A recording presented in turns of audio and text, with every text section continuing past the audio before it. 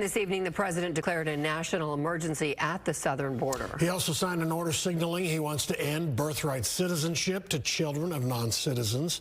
That's one currently guaranteed by the 14th Amendment of the Constitution. The national emergency will allow the Defense Department to deploy military and National Guard assets to the border. The president also indicated that mass deportations could start as soon as tomorrow. Meanwhile, we're getting reports that some immigration court officials have already been fired. Fox 4's Amelia Jones in studio tonight with more on the immigration crackdown. Amelia. Yeah, Steve, Heather, according to the New York Times, the acting head of the immigration court system and 3 others were fired today. And with his declaration of a national emergency on the border, the president is looking to take an even tougher stance on immigration than his first term. Could you imagine Biden doing this? I don't think so. With the stroke of a pen, President Donald Trump made quick work to crack down on the border, first signing several executive orders in front of a packed crowd at Capital One Arena. And you're witnessing the dawn of the golden age of America. That's what it's going to be. We're bringing it back. We're going to bring it back fast. Then signing a pile of executive orders from the Oval Office, including an order calling for the end of birthright citizenship for children of undocumented immigrants, a move that will likely be challenged in court since birthright citizenship is enshrined in the Constitution.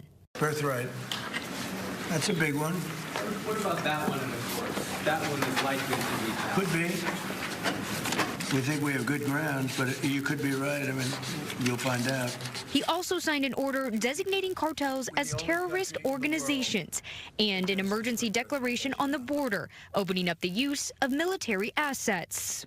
It stops as of 1 o'clock this afternoon. The president also revoked several actions taken by the Biden administration, including shutting down the use of a border app called CBP-1, which allowed migrants to secure appointments for admission into the United States.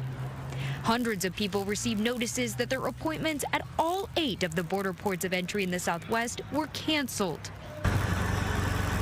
The crackdown on immigration continued with Texas Governor Greg Abbott announcing more buoys were installed in the Rio Grande. The state had been in a legal battle with the Biden administration over the buoys, a fight that's not expected with the Trump administration. There are also plans for large-scale deportation raids starting this week. The president's new border czar initially said Chicago was one of the first targets, but has recently said the administration is reconsidering details of the planned raids there due to media coverage.